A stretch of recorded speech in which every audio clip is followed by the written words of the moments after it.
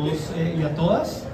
Mi nombre es Santiago Pardo Rodríguez y actualmente soy defensor delegado para la libertad de expresión y derechos digitales en la Defensoría del Pueblo, pero sobre todo, antes de eso, soy no solo coautor, sino gran amigo de los editores acá presentes, y para mí en serio es un verdadero honor poder acompañarlos y acompañarlas en la presentación del libro. Tengo unas breves palabras, me tomarán más o menos unos 45 minutos. No, realmente son muy breves y ya realmente quisiera pues poder construir un diálogo bastante fluido con René y con Natalia, como coeditores de este libro tan maravilloso. Yo simplemente quisiera compartir 4 reflexiones principales de lo que creo son las bondades de este libro, no solo porque soy coautor, no entiendes.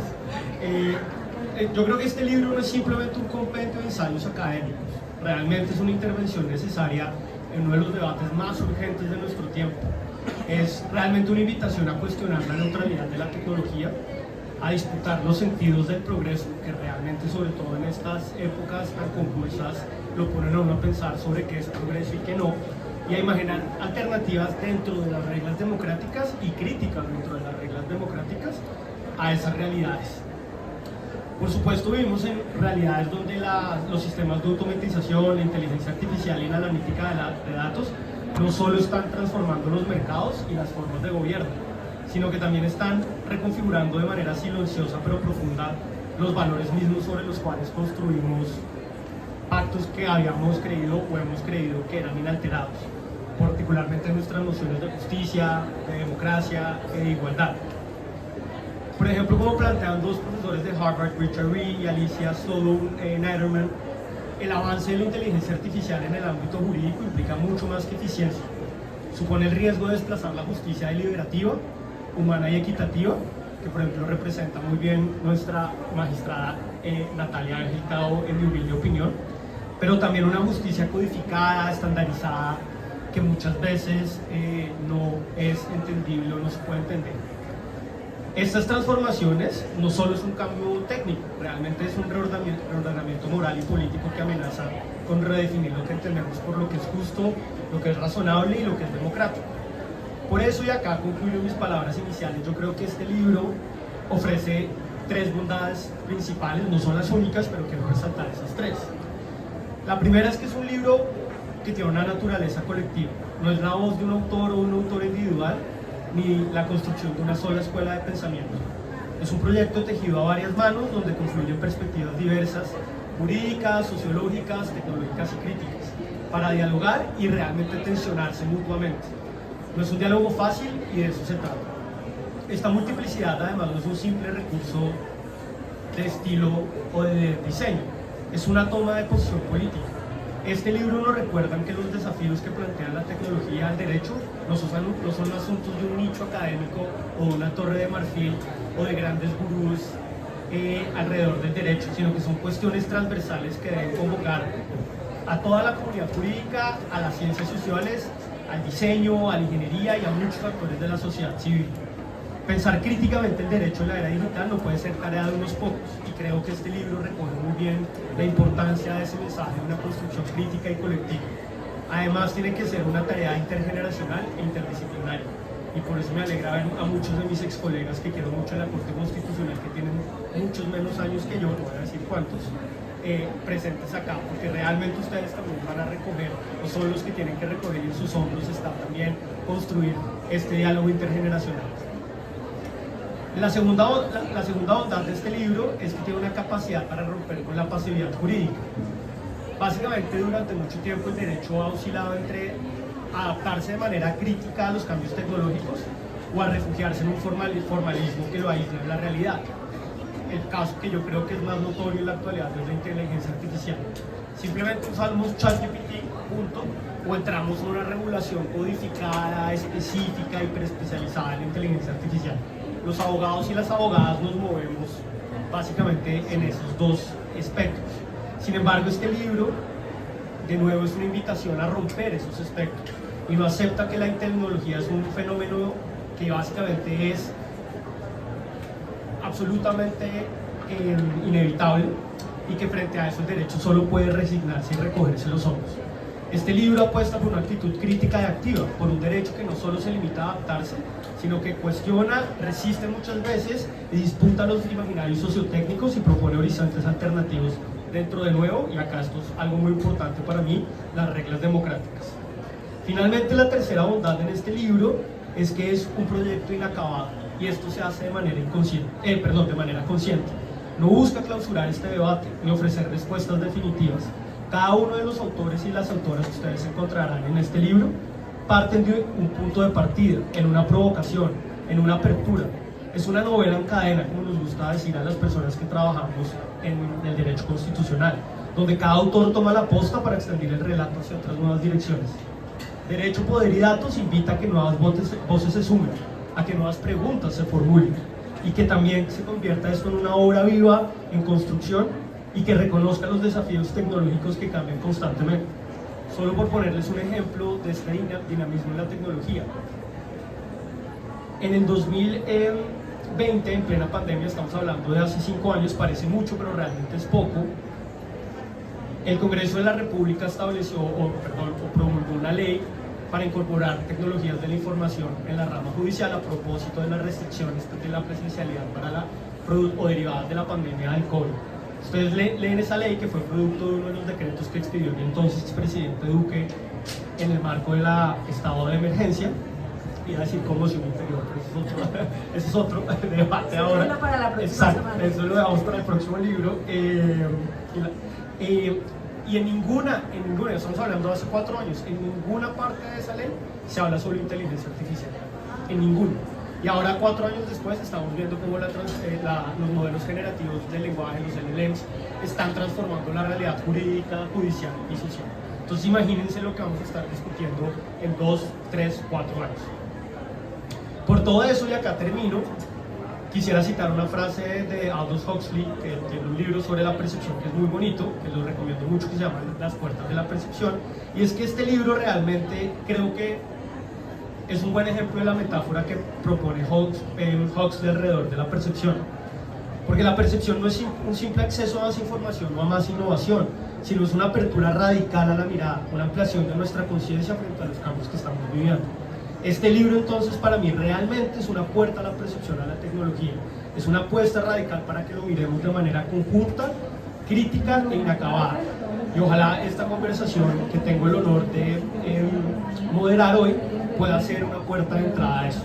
Y frente a eso ya simplemente quiero comenzar con mi querida magistrada Ángel, querida muchas veces porque el cariño es muy sincero, pero estimada magistrada, quisiera empezar, ya después también le doy a René la palabra frente a eso para que nos cuentes un poco de cómo empezó este proyecto y cuál fue la idea original.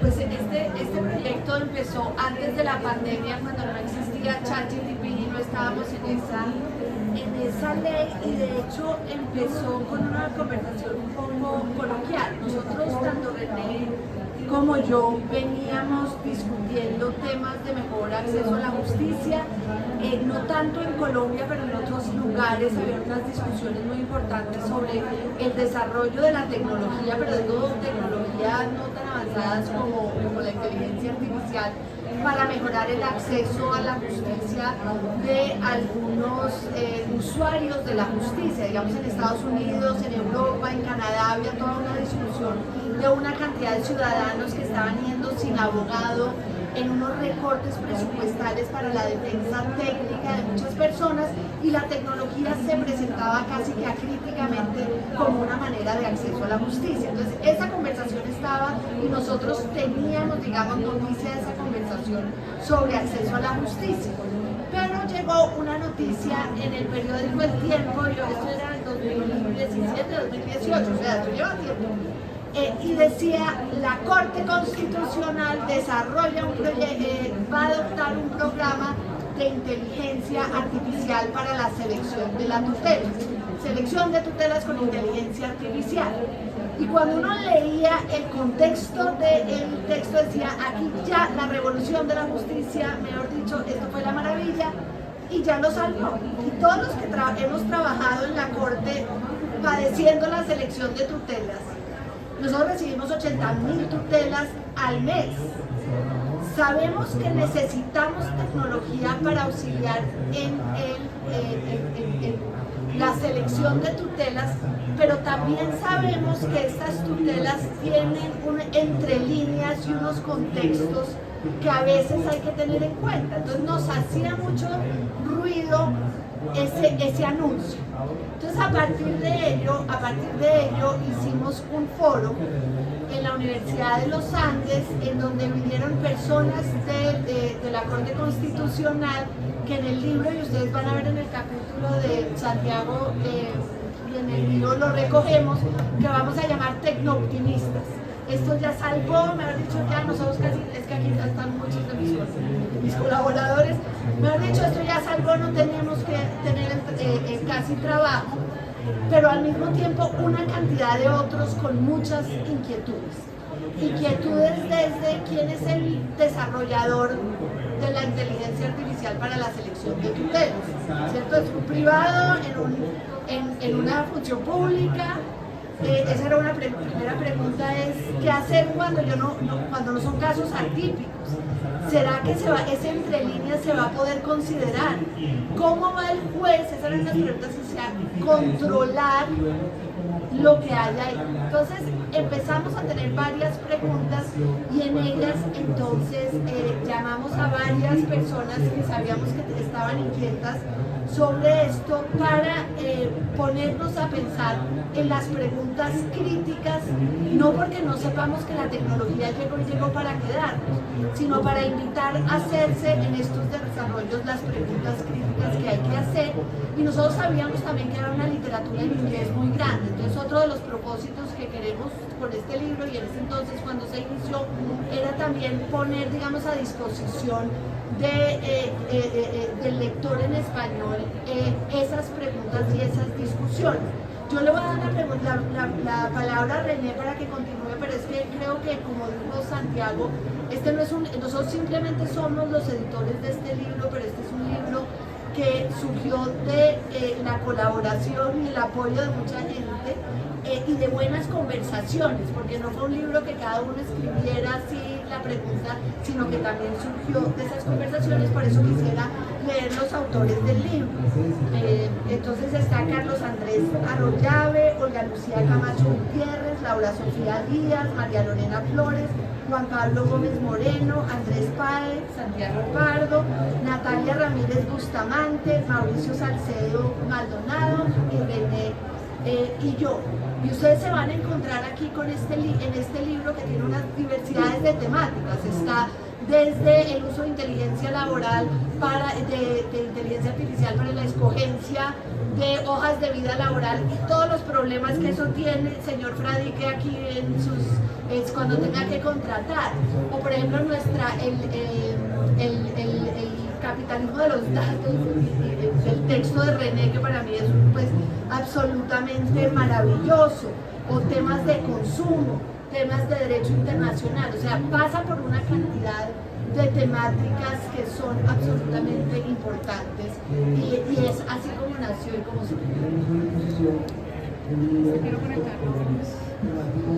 René, no, la misma pregunta, estimado profesor René, aunque no va a decir René, profesor, a los uniondinos nos cuesta. Un poco en el sentido que explicaba la magistrada Natalia,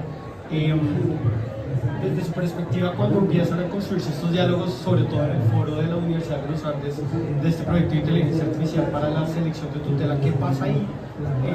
¿Nos puede contar un poquito más sobre esa historia? Vale, gracias y bueno, muchas gracias a todos y todas por estar acá. Me alegra mucho ver también caras conocidas, a todos. Yo sé que tenemos calor y bueno, muchas gracias por estar acá. Complementando de pronto un poco lo que está contando Natalia, también había una preocupación por fuera de la actividad judicial, ¿no? Y la preocupación por fuera de la actividad judicial hacía referencia a dos cosas. La primera es, digamos, nos veíamos que gran parte de empresas, también firmas de abogados y también agencias administrativas del Estado están comenzando a usar muchos de estos sistemas automatizados de toma de decisión y de alguna forma pensaban que al usarlo eso como que impedía que hubiese discriminación En ese momento había mucho más optimismo del que vemos ahora. Ahora es mucho más, forma parte de la conversación, cómo muchos de estos sistemas perpetúan discriminación o pueden ser usados con efectos negativos. Pero en ese momento, en realidad, la conversación no estaba tan clara, eso uno. Y otra parte, y la otra preocupación que nos teníamos era, bueno, si es cierto, como decía Santiago y como estaba contando Natalia, que muchas de estas tecnologías están inmersas pues, en un contexto muy particular, eso quiere decir que no son universales y que por lo tanto tenemos que pensarlas desde la perspectiva de América Latina y de Colombia. Y entonces nos veíamos que muchas, por ejemplo, muchas empresas o muchas firmas bancarias, muchas agencias, digamos, del Estado, usaban esa tecnología pensando que era la misma tecnología que estaban usando sus pares en otros sitios, porque la estaban comprando.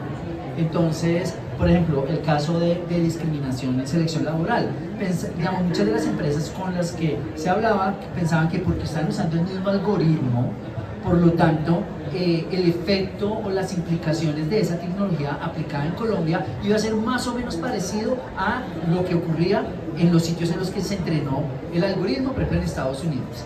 Y la realidad es que no es así. La realidad es que hay unas diferencias muy grandes y el lugar, el contexto en el que se usa la tecnología tiene unos impactos jurídicos muy, muy importantes. Y esa es la segunda dimensión, no solamente la continuidad entonces de estructuras de discriminación, sino particularmente la forma en que muchas de estas tecnologías funcionan de una forma completamente diferente y tenemos unas herramientas muy limitadas para entender esos efectos porque muchos de estos algoritmos y muchas de estas tecnologías están protegidas por propiedad intelectual.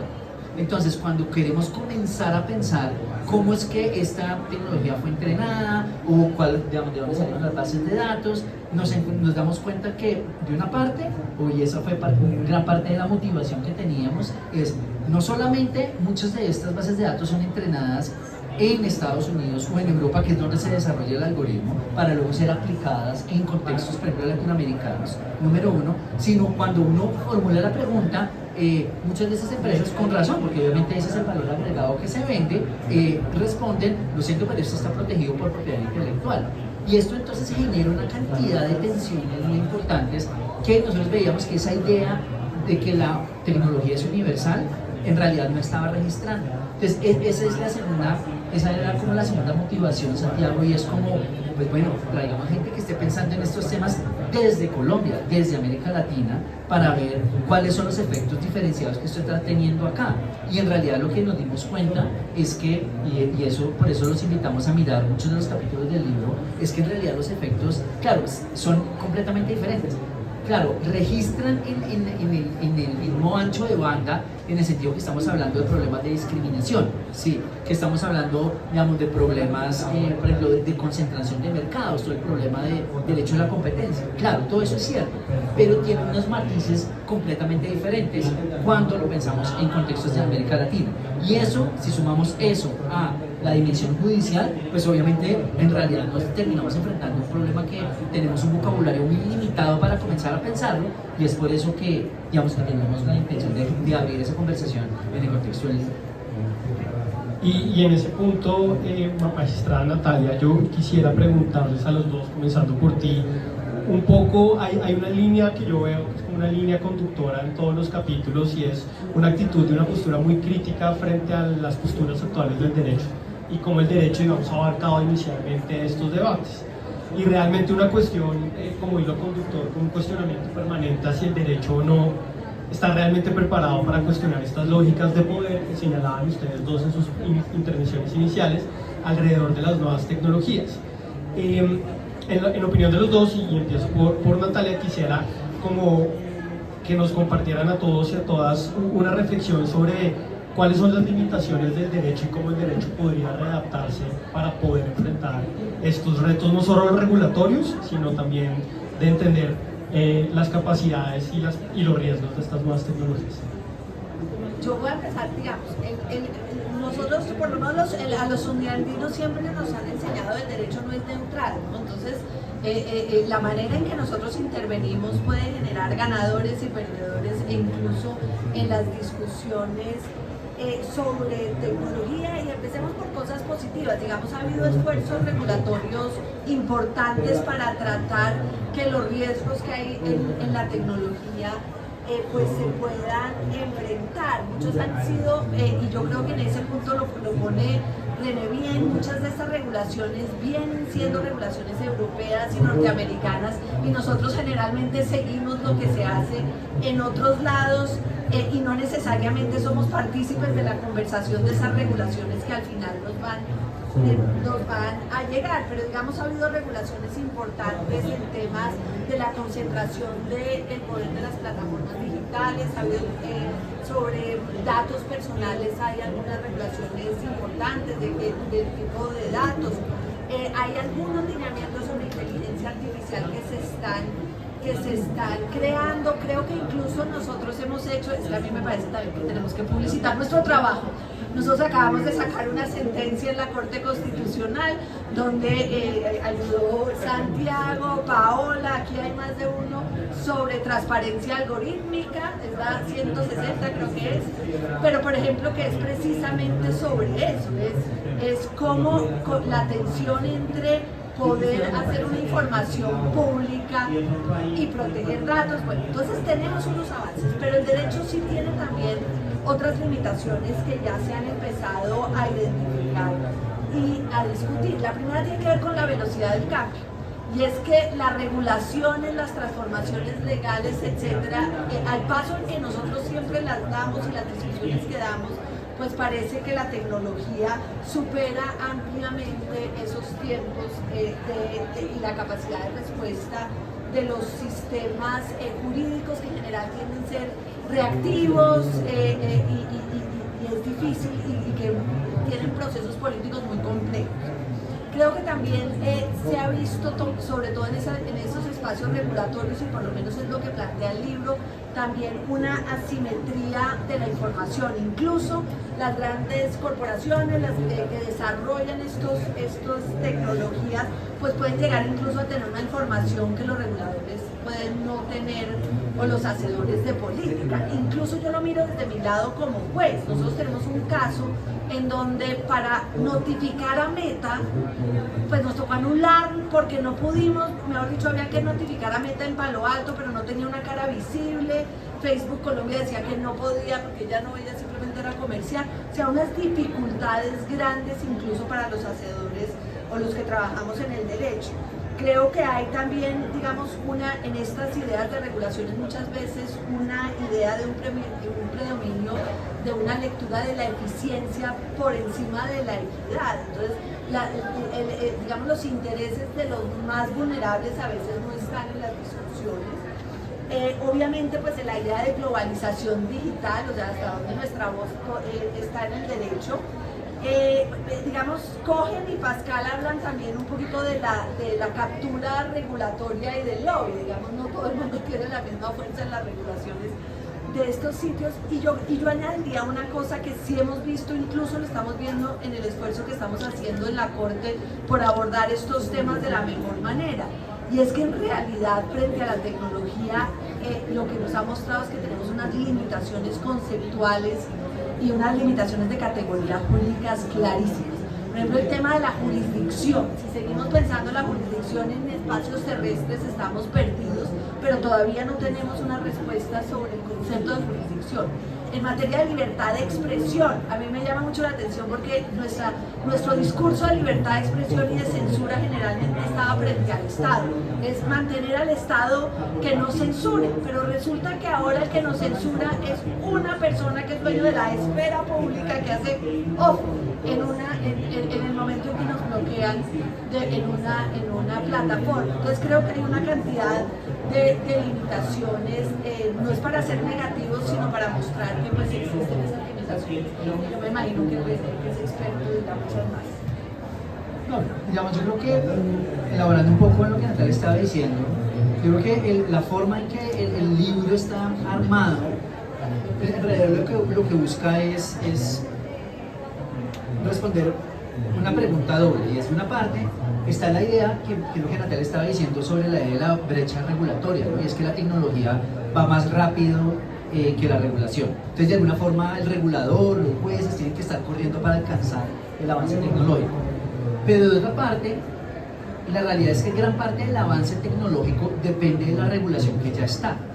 Entonces, en ese sentido, no es que haya una brecha regulatoria, sino en realidad mucho del desarrollo de la forma en que la tecnología se piensa, se vende, se compra, se expande, depende de las reglas que ya están. Entonces, no es que no es que el derecho y el texto está enfocado de esa forma, no es que el derecho, no es que la tecnología sea extrajurídica o prejurídica, que exista más allá del derecho y luego los juristas tenemos que correr para alcanzarlos. Entonces eso genera una ansiedad y una crisis existencial, porque todo el mundo dice, no, Dios mío, estas cosas son tan complicadas y nosotros no sabemos nada de esto, llamen a un ingeniero, vaya a haga una maestría en analítica o lo que sea.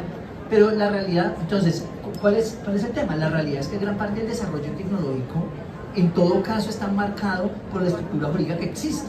Por ejemplo, todo el sistema de propiedad intelectual. Por ejemplo, la forma en que la jurisdicción, como decía Natalia, en que la jurisdicción está limitada, es interesante porque entonces, de una parte, es un vocablo que nos plantea dificultades, por otra parte, le sirve a muchas de estas empresas precisamente para protegerse de responsabilidad. Entonces, en realidad lo que estamos viendo es que la forma en que la tecnología está siendo diseñada, en realidad se toma súper en serio el derecho como existe. Y en gran parte del texto, la forma en que está estructurado el texto, lo que decimos nosotros es que la tecnología tiene en el ADN el derecho. El derecho está inscrito en la forma en que la tecnología está diseñada. La tecnología no es algo que está más allá del derecho, sino está inserto, la tecnología está llena de derecho en todas partes. Y eso, entonces, ahí es donde entonces se genera una serie de conversaciones sobre lo que nosotros llamamos, de forma un poquito ambiciosa, los imaginarios tecnocientíficos. Y esa idea de, bueno, ¿cómo piensa la gente la tecnología y particularmente cómo pensamos los y las juristas la tecnología?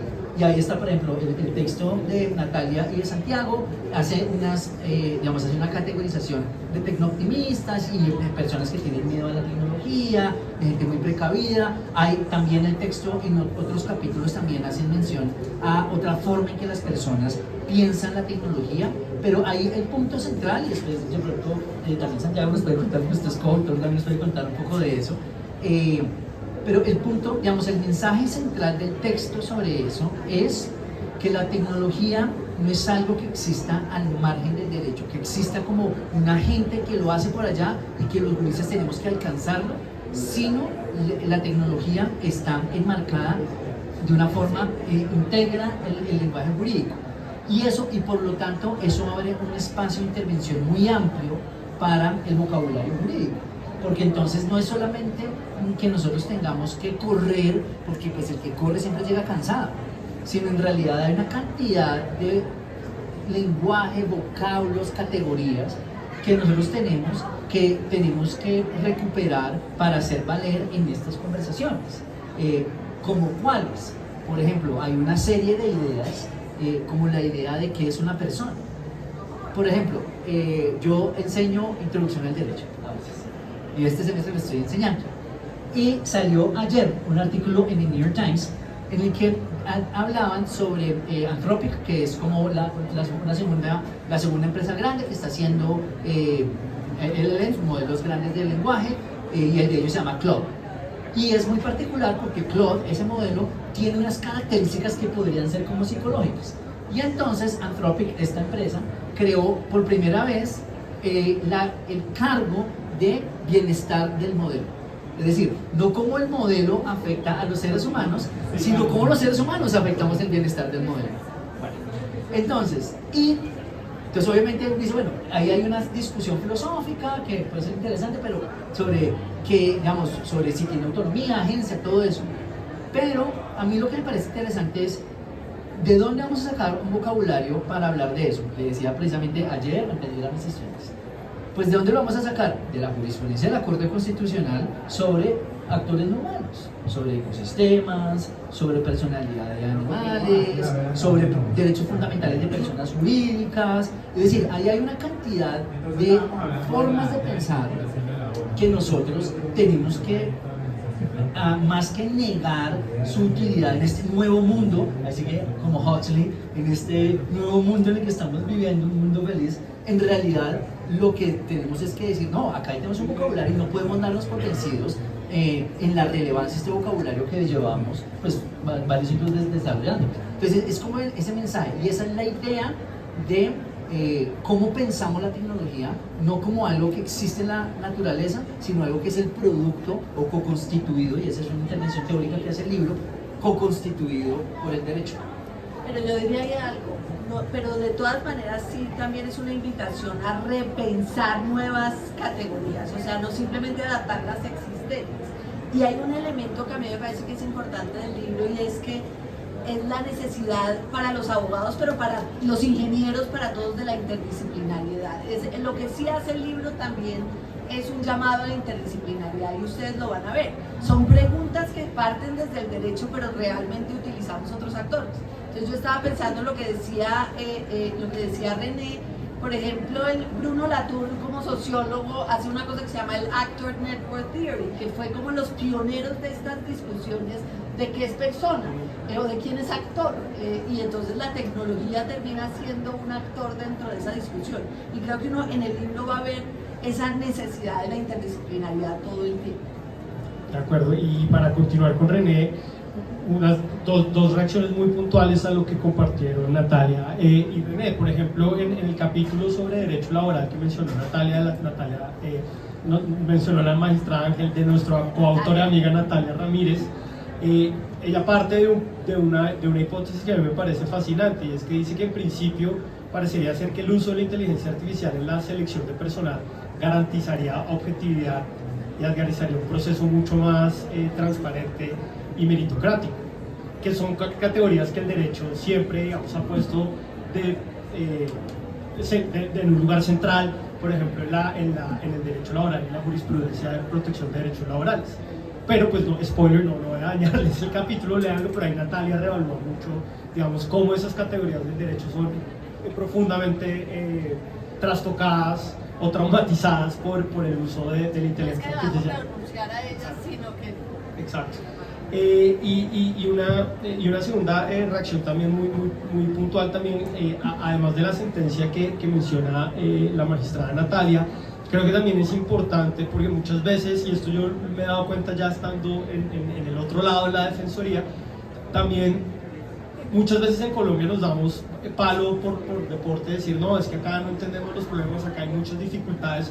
Pues quiero compartirles a todos y todas que, por ejemplo, en temas de modelo regulatorio, por lo menos de uso ético de la inteligencia artificial en la justicia, Colombia es un pionero. Gracias a los esfuerzos de la rama judicial en Colombia existe una guía de uso ético de la inteligencia artificial. Hay discusiones centralizadas alrededor de cómo, descentralizadas de las regiones, de cómo poder adaptar las tecnologías a las realidades de los jueces y las jueces de las regiones. Y quitando Brasil, que Brasil es un monstruo por su tamaño, lo que yo llamo su personalidad de país, Colombia realmente ha construido, gracias a los esfuerzos de la rama judicial y de los esfuerzos de magistradas como Diana Rebolina o la magistrada Natalia, pues creo que hay muchas cosas también por resaltar en nuestro, digamos, ecosistema regulatorio colombiano. Pero entonces, René, quiero empezar por usted en esta pregunta, y es, un poco ustedes ya lo han abordado, pero ya lo he mencionado y comparto con ustedes que también otra de las bondades de este libro es que es una voz desde el sur global, es una voz construida desde Latinoamérica y desde Colombia en debates que son básicamente eurocéntricos o anglocéntricos, y creo que es muy importante también resaltar eso. Y en línea con eso, René, yo quisiera compartir unas últimas preguntas ya para ir cerrando, y es la primera de estas últimas preguntas es cómo evitar que estos discursos sobre innovación tecnológica, que son optimistas por naturaleza, que llaman a una revolución virtuosa, oculten o refuercen desigualdades estructurales que existen en nuestras sociedades latinoamericanas bajo esta apariencia, pues, de progreso. Vale, gracias, Santiago. Yo creo que hay tres cosas mezcladas. La primera es, hombre, es que, digamos, el libro, precisamente el libro, lo dice en el título, tiene aproximaciones críticas, pero, digamos, de otra parte también es innegable, pues, la maravilla de estos avances tecnológicos. Y eso entonces genera, digamos, genera una dificultad. Y es de una parte, pues, cómo subrayar el riesgo de las continuidades en términos de poder del mundo físico al mundo tecnológico, pues subrayando una aproximación crítica, subrayando la dificultad que hay, escribiendo un libro básicamente, invitando gente acá y decirle, mira, pilas con esto y eso. Pero de otra parte, también es importante subrayar el horizonte de oportunidades del que estamos hablando. Y parte de la discusión, y esta discusión también la tuvimos con Natalia en su momento, y hay un par de capítulos que hacen referencia a esta idea, también jurídicamente relevante la idea, o deberíamos comenzar a pensar si debería existir un derecho a la automatización, un derecho a la decisión automatizada. Por ejemplo, cada vez más vamos recopilando más y más información que la lectura automatizada de ciertas imágenes diagnósticas son más certeras que las realizadas por médicos humanos. Por ejemplo, sabemos que el nivel, que una vez se cumplen ciertos requisitos, que aún no estamos ahí, pero una vez se cumplen ciertos requisitos, la probabilidad de un accidente en un carro manejado de manera automática es mucho más bajo que particularmente en camiones pesados, que los manejados, los conducidos por seres humanos. Eso lo sabemos también. Digamos, se tienen que cumplir ciertos requisitos. Adicional, entonces, hay una serie y, por ejemplo, hay otros contextos en los cuales ese paso lo hemos dado de manera muy natural. Por ejemplo, el piloto automático en los aviones. Digamos, el uso el piloto automático no es una inteligencia artificial en sentido estricto, no lo es. Digamos, es una tecnología, digamos, que se basa en otra forma de calcular probabilidades. Pero, por ejemplo, ese es un contexto en el cual digamos, la regulación aeronáutica adoptó la idea de que los pasajeros tienen un derecho a que para ciertos movimientos, digamos, aeronáuticos se use o el piloto se vea auxiliado, se vea ayudado por el piloto automático. Nosotros tenemos un derecho y hay ciertas decisiones aeronáuticas que es un derecho regulatorio. ¿En qué sentido? En que si el piloto no usó el piloto automático y hay un accidente, hay responsabilidad. Entonces, no somos muy críticos, digamos, la intervención de este libro que estamos hablando es muy crítico y eso es lo que tenemos que hacer. De otra parte, ¿cómo hacemos también para comenzar a pensar cómo integramos jurídicamente el cambio estructural que implica que la realidad lo que estamos viendo en los próximos 50 años es un gran desplazamiento de ciertas decisiones humanas a procesos automatizados? Entonces, ¿cómo hacemos para que eso a su vez no sea como se automatizó, entonces ya no hay derecho aplicable ahí? ¿Qué vocabulario jurídico aplicamos para eso? Porque es muy probable, y esto es lo que nos vemos que es como la segunda parte del libro, y es que cómo comenzamos a pensar cuando los pacientes, cuando por ejemplo las personas que trabajan para asegurar, digamos, a quienes se les están ajustando las indemnizaciones de siniestros por parte de aseguradoras, digan, no es que yo tenga derecho a que no me evalúe una máquina, que es lo que está pasando ahorita, yo tengo derecho a que me evalúe la máquina.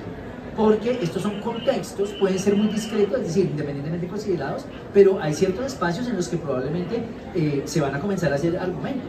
No lo veo muy lejos en términos de personas que estén haciendo cierto tipo de reclamos en contextos, digamos, de seguros, en contextos de salud, en contextos de transporte. Entonces, el gran desafío es cómo inyectamos esta perspectiva crítica que estamos hablando en este momento, pero al mismo tiempo cómo también desarrollamos un vocabulario para pensar ese gran desplazamiento económico, social, que es lo que se viene. Yo creo que esa sería mi aproximación.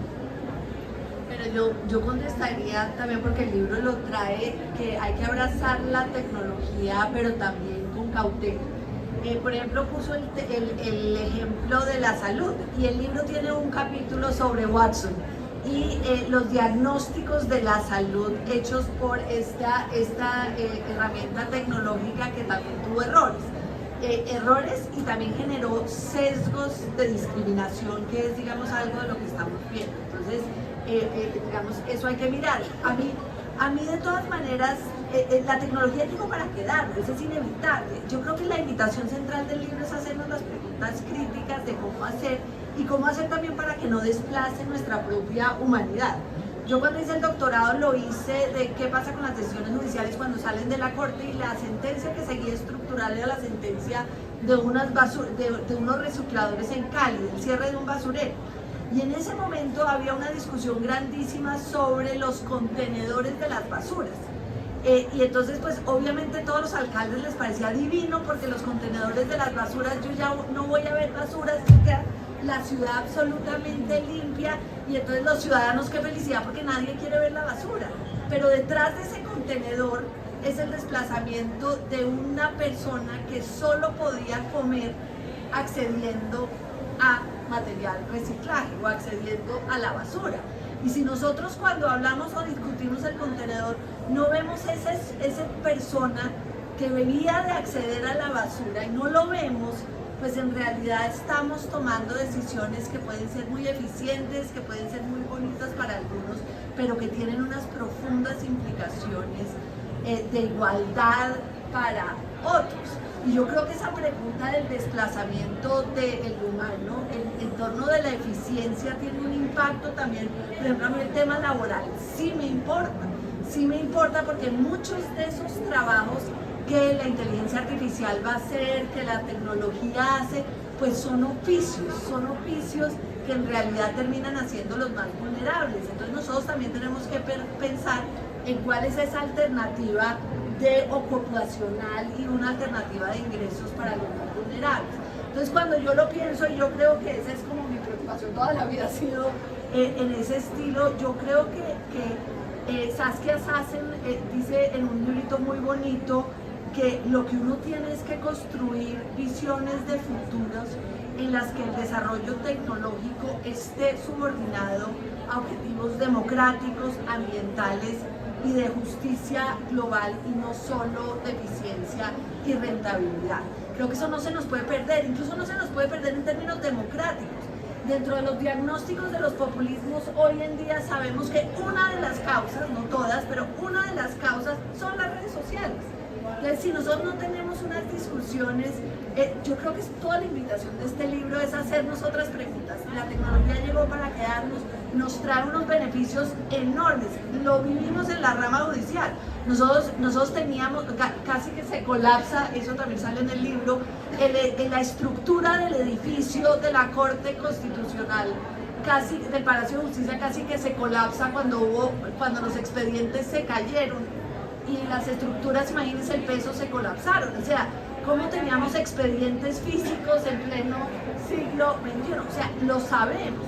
Pero la pregunta, y yo creo que toda la invitación a este libro es que cuando abracemos la tecnología, hagámonos la pregunta de quién gana, quién pierde y cómo podemos, digamos, generar un menor impacto en aquellos perdedores de estos desarrollos tecnológicos. Pero a mí, si puedo reaccionar muy brevemente a eso, yo creo que hay una dificultad, y es que en realidad nosotros como sociedad estamos muy mal dispuestos, digamos, tenemos muy pocas herramientas de política pública para reaccionar a ese cambio, digamos, estructural de desplazamiento que se nos viene encima. El ejemplo más claro que tenemos es el impacto que tuvieron en su momento los tratados de libre comercio. Es un debate paralelo, es un debate muy parecido, y es, no, mire, la globalización va a cambiar ciertos trabajos, pero entonces usted tiene que reentrenarse, entonces pues ya no vamos a producir esto acá en este país, pero usted puede aprender a hacer esta otra cosa, ¿cierto? Y la realidad es que digamos, hay estudio tras estudio que muestra que ese movimiento enorme de desplazamiento laboral generó desigualdad, generó digamos, una pérdida de sentido enorme, y ese es uno de los desafíos centrales que estamos viendo acá. Y de nuevo, pero tenemos una serie de respuestas posibles a eso. Una respuesta que cada vez uno encuentra más en términos de la literatura para el gran desplazamiento laboral es el ingreso básico universal. Y entonces estamos viendo una cantidad de personas que trabajan en tecnología que dicen, mire, la realidad es que este desplazamiento, entonces cuando hablo de desplazamiento es simplemente que hay una cantidad de personas que la tecnología va a dejar sin trabajo. Entonces, este desplazamiento va a implicar que la mayoría de los países del mundo van a tener que simplemente adoptar una política en el que durante un periodo de tiempo, durante todas las personas van a tener que recibir un ingreso básico universal. Pero entonces eso nos bota a una serie de conversaciones que ya conocemos muy bien en la mayoría de nuestras sociedades, y es ingreso básico universal, eso no funciona, eso la gente se lo va a meter en droga, bueno, una cantidad de cosas. Entonces, es decir, esa continuidad es lo que yo creo que es fundamental, porque necesitamos que la tecnología no mine la democracia de una parte, pero de otra parte también tenemos que ser conscientes que muchas de estas discusiones las hemos tenido antes y por lo tanto tenemos que tener una referencia histórica constante. Y el otro problema de esto, alrededor de esto, es que tenemos que estar conscientes que muchas de estas personas que piensan en muchas de estas tecnologías, en realidad ya se dieron por vencidos en la raza humana. Esa es la otra visión. Y es la idea, digamos, del tecno-utopianismo, de la fuga tecnológica, de la idea que, digamos, que eventualmente va a ser posible, digamos, dar la transición hacia un mundo verdaderamente digital. Y eso, digamos, a pesar de que eso suena como ficción, yo creo que gran parte de esta conversación es que muchas de estas cosas que suenan como ficción no deberíamos tomarlas como ficción, y por lo tanto tenemos que tomarnos en serio la forma en que la gente que está pensando estas cosas está pensando en el mundo hace ni 200 años. Y es por eso que la conexión de tecnología y derecho, exactamente, los neuroderechos, ese tipo de cosas, tenemos que pensar en serio, digamos, cuál es el horizonte normativo del cual estamos hablando, porque si no estamos hablando de democracia y otra gente está hablando de colonizar Marte, estamos teniendo conversaciones diferentes y tenemos que ser conscientes de eso. ¿Quién es el que habla de colonizar Marte? Lo queremos citar en este momento. No dañemos la tarde. Nos tocó escribir otro libro. Otro libro, la parte derecho. Derecho, poder y datos 2. Bueno, 2.0. Pero para terminar, y quisiera ya unas reflexiones finales, ya para terminar, comenzando por René, luego que Natalia termine con sus valiosas reflexiones finales. Ya a modo de conclusión y ya, digamos, para dar tiempo para una o dos preguntas, si alguien quiere, por supuesto, muy bienvenido o bienvenida a hacer las preguntas. A modo de conclusión, René y Natalia, y comienzo por René, un poco en el contexto particular suyo de la educación legal, y pregunto también a Natalia en el contexto judicial. Ustedes ya lo han mencionado varias veces, opacidad, deshumanización, pero algunos riesgos específicos que ustedes vean en su labor profesional que puede traer, digamos, confiar en las tecnologías de la automatización, y que, pues, aunque pueden mejorar la eficiencia en muchos aspectos, pues pueden también erosionar principios como la transparencia, la equidad, el acceso a la justicia. Entonces, a modo de conclusión, brevemente, invito a René y a Natalia a compartirnos como una reflexión general sobre esos riesgos. Listo. Bueno, yo voy a ser como breve porque sea de la pena que tenemos preguntas. Digamos, hay, obviamente, en términos de la educación legal y la práctica jurídica, digamos, fuera de la rama judicial, voy a dejar la rama judicial a Natalia, obviamente hay muchísimos desafíos. La mayoría de firmas y la mayoría de facultades de derecho estamos comenzando a pensar qué hacemos con los modelos, digamos, de lenguaje amplios, cómo hacemos para comenzar a pensar la ética en el uso profesional de muchas de estas herramientas. Entonces yo creo que hay una conversación que es valiosa, pero hay una conciencia mucho más amplia, digamos. A mí me parece que un desafío del cual no estamos hablando digamos, de manera tan clara es digamos, mucho del trabajo profesional jurídico de entrada para los juristas jóvenes va a desaparecer. Es decir, la forma en que nosotros socializamos a los juristas, sea en firma a través de ser un junior, sea en corte a través de ser dependiente auxiliar judicial, sea en el sector público, ese rango de entrada es lo que está siendo automatizado. Es decir, va a desaparecer digamos, entonces, si desaparece eso, ¿qué respuesta le damos entonces a los juristas jóvenes?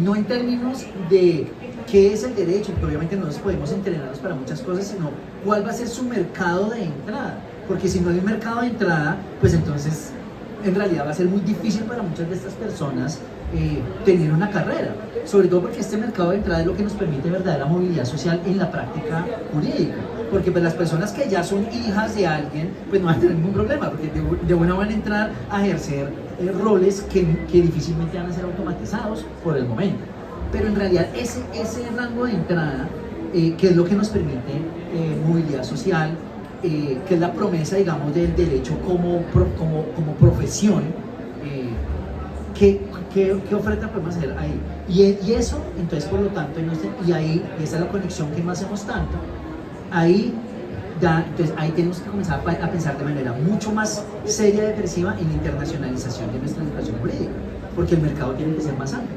porque en realidad este mercado, digamos, colombiano de firmas, de cortes, estas posiciones de entrada van a desaparecer, y por lo tanto entonces nuestros graduados, nuestros abogados jóvenes van a tener que tener la posibilidad de irse a otros sitios, de hacer otro tipo de cosas, y nosotros como empleadores y como educadores de abogados y abogadas tenemos que ofrecer respuestas sobre eso. Es algo muy puntual, pero es una conexión que no veo que hagamos lo suficiente. Te voy a dar un ejemplo porque mi hijo estudia en Vancouver y había un colega mío que era pilísimo, un abogado pilísimo que estaba trabajando como abogado en Vancouver. Sigue trabajando en su SMS, pero estoy aburridísimo porque me cambiaron el rol. Ahora lo que hago, que yo daba asesoría jurídica, no, ahora lo que yo hago es asesorar a la inteligencia artificial, es decir, entrenar el algoritmo para que el algoritmo después me reemplace. Entonces, eso es lo que tienen haciendo incluso hoy a abogados y es interesante. Pues no, sobre la rama judicial hay algo que es importante. Nosotros podemos tener muy buenos lineamientos, etcétera, pero yo lo estoy viviendo y creo que lo estamos viviendo todos los que hacemos justicia al día a día. Hay una brecha generacional enorme. Nosotros los jueces o los magistrados en mi caso, pero también los jueces, somos viejos. Yo soy de la era de la máquina de escribir, imagínense eso.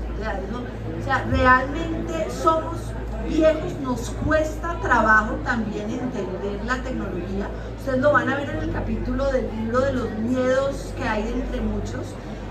Pero creo que uno de los temores que tenemos estos jueces, incluso yo creo que si somos jueces, incluso si fuéramos jóvenes, si fuéramos nativos digitales, es también entender cómo se alimenta el algoritmo y cómo podemos controlar la decisión judicial. Creo que ese es un reto que todos tenemos,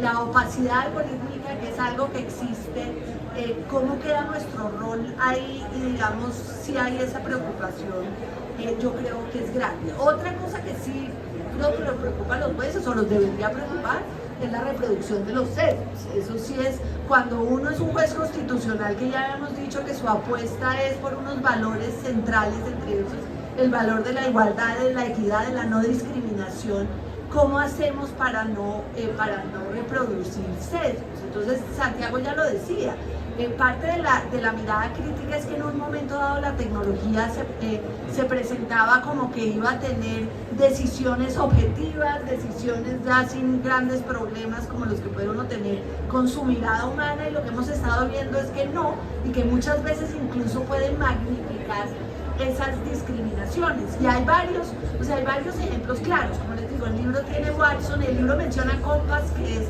básicamente una tecnología que lo que terminó haciendo para asistir a la policía, y lo que terminó fue básicamente teniendo como target a las personas negras, etc. O sea, la reducción de sesgos algorítmicos creo que es muy difícil. Otra cosa es que en la justicia pues sí importa hablar. Saben mis colaboradores que yo la otra vez, y por eso muchos están aquí, que dije, a mí no me importa solo el emojito, o sea, ya no más emoji, yo necesito que las palabras importen, o sea, realmente, súper, no, gracias, bueno, o sea, hay una brecha, o sea, las palabras importan, y en las decisiones judiciales, las discusiones, los contextos, las miradas diversas importan un montón, así uno crea que no. Pero bueno, Entonces creo que eso son por lo menos cuestiones que a mí me inquietan, pero la tecnología llegó para quedarse, y lo importante es que abramos estas conversaciones y hagamos un libro de parte 2. Perfecto. Pero como decimos en la corte, Natalia, yo salvo el voto. Tú no eres una magistrada, no estoy de acuerdo, salvo el voto. Bueno, tenemos 5 minutos, quisiera como abrir el espacio para 2 preguntas, acá hay una, o una pregunta y ya lo dejamos ahí. Si tienes más preguntas, el libro les puede contestar todas las preguntas, por favor, bueno, y ahí al fondo creo que hay una, entonces una y otra y esas 2 irán. Entonces si quieren, agrupamos las 2 preguntas y las contestan. Bueno, muchísimas gracias por el espacio, por esta presentación. No he tenido la oportunidad de leer el libro, pero después de esta presentación con toda seguridad lo voy a hacer.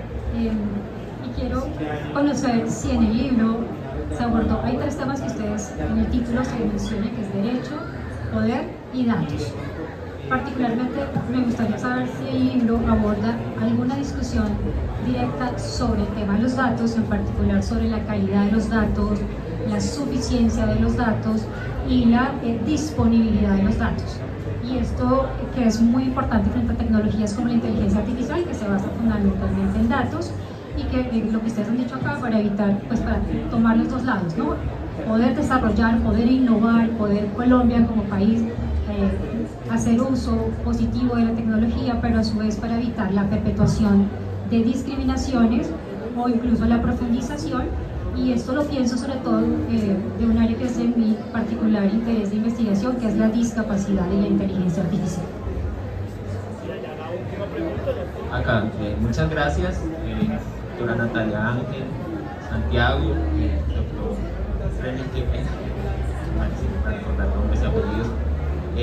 Un gusto primero haber servido en la corte, fui uno de los judicantes desde Barranquilla durante el 2021 y actualmente estoy estudiando la especialización en Derecho Informático y Nuevas Tecnologías en el externado. Una de mis preocupaciones que siempre estuvo presente cuando fui judicante de la Corte, que si bien es cierto las acciones de tutela sobre el tema de salud, pues realmente ahí es uno de los puntos fundamentales para resolver esa controversia. ¿Cómo será ahora en esta era digital y mucho más teniendo en cuenta el interés superior del menor? Esa es mi pregunta. Muchas gracias. Entonces creo que la primera pregunta es más para René y la segunda creo que la magistrada Ángel nos compartirá reflexiones muy valiosas. Es que cada uno habla, es que el de datos es uno de los mejores artículos de ese libro. Yo realmente lo recomiendo honestamente, que es el de René. O sea, René hace una aproximación además filosófica que es increíble. O sea, que René hable de su acá. Yo me recomiendo el suyo. No, digamos, el problema de los datos, hay como 2 niveles diferentes del problema de los datos. Uno es, digamos, la calidad de la base de datos en sí misma, y otro es, en realidad, de dónde salen los datos sobre los cuales se está entrenando el algoritmo. Y eso, digamos, y eso a su vez genera una tensión, y eso es precisamente la intervención que hace en mi capítulo ahí, y es que nos debemos comenzar a pensar más digamos, las centrales de datos como problemas de infraestructura. Entonces, esto es un problema infraestructural, digamos, y nosotros tenemos ya una forma de pensar los datos, y es cómo pensamos, digamos, de una parte, cómo pensamos la forma en que las personas tienen acceso a los datos, cómo se crean los datos, y esos datos a su vez cómo habla unos datos con otros datos, y hay unas formas técnicas de hacer eso. Pero en últimas, digamos, yo creo que gran parte de la discusión que se está dando sobre el acceso a los datos lo tendemos a pensar como si de nuevo fuera algo que no tiene una dimensión de política pública enorme, digamos. Y la realidad es que gran parte de la interoperabilidad, digamos, de los datos es en realidad un problema de infraestructura. Un problema de infraestructura como el que ya tenemos, por ejemplo, esa es la conversación que tuvimos en los años 90 con el mercado integrado de electricidad. En el mercado integrado de electricidad en su momento era la pregunta de, oye, no, pero es que yo produzco, digamos, yo genero de esta forma, y yo no lo voy a vender a usted, yo lo voy a vender a usted, y hay una serie de medidas regulatorias que se adoptaron no solamente en Colombia, sino en muchos sitios del mundo, en el cual la respuesta fue, lo siento, pero hay una servidumbre, usted tiene que dejar que la electricidad pase por acá, eléctrica, porque usted tiene que permitir que el usuario último reciba la electricidad. Y eso ahora es la forma natural de pensar regulación eléctrica, y por eso existe el mercado integrado y todo eso. Resulta que cuando pensamos en datos eso no se puede, porque es una cosa tan sofisticada y es tan difícil que, y sí se puede. Entonces, esa es, digamos, la propuesta que hace mi texto, es decir, para el problema de datos lo debemos pensar, digamos, no solamente las bases de datos, sino las centrales de datos, es decir, la parte física y la parte digital, tenemos que pensarlas como infraestructuras, y, es decir, aplicar el lenguaje jurídico que ya tenemos, que es aplicable a infraestructuras, a la idea de las centrales de datos. Y eso obviamente tiene que ser actualizado, tiene que cambiarse y eso, pero hay una cantidad de herramientas que nos sirven. Y eso a su vez va a implicar, como también es pasa en infraestructura, que va a haber datos que son bienes públicos globales, que va a haber datos que no pueden ser secretos, que va a haber datos que todo el mundo va a tener que tener acceso a eso. De la misma forma en que nosotros mismos hablamos y decimos, es que por ejemplo el agua, cuando está en ciertas formas, es un bien público. Y usted lo que tiene es que pagar ciertas cosas, pero es un bien público. Entonces nos permite pensar eso. Y esa es la invitación general. La invitación general es, hombre, yo sé que esto suena muy complicado, pero es que en realidad llevamos 200 años regulando cosas que en su momento eran muy complicadas también. Y es cómo podemos pensar algunas de estas cosas y cómo otros de esos conceptos en realidad no nos sirven, y sí tenemos que comenzar a pensar cosas diferentes. Pues yo brevemente te digo, cuando en nuestro capítulo de Santiago y el mío se llama Imaginarios Sociotécnicos, ya ni me acuerdo el nombre, de la elección de la selección de tutelas en la Corte Constitucional, y como te digo, si tú lees el libro, es el origen de lo que hoy tenemos que se llama pretoria. De hecho, pues para los que trabajan en la Corte también es las discusiones iniciales de esa herramienta de inteligencia artificial que tiene hoy la Corte Constitucional para apoyar, y esto es importante, apoyar en la selección de tutelas, no para reemplazarnos en la selección de tutelas. Pero si tú lees el capítulo, lo primero que vas a ver es que la primera iniciativa, lo que se anunció en el periódico, era un consultor argentino que vino a prometernos lo divino y lo humano, de que nosotros ya no hemos hecho adjudicantes, no, sino venía aquí la herramienta y nos escogía las sentencias importantes, y el piloto era en términos de salud. Entonces era en los casos de salud, y es que ustedes tienen que dimensionar, tenemos 80.000 tutelas mensuales, ¿sí? 180.000 está como el promedio. En los casos de salud hay cosas que sí son muy estandarizadas, ¿cierto? Pero de todas maneras, si tú lees el capítulo, te vas a dar cuenta que muchas de las discusiones que se dieron incluso en el interior de la Corte tenían que ver con que muchos casos no son estandarizados, y muchos casos comprometen temas sensibles, como por ejemplo tú les estás diciendo niños, niñas y adolescentes, temas de discapacidad, otros temas que realmente necesitan también un poco de mediación judicial de personas en este contexto.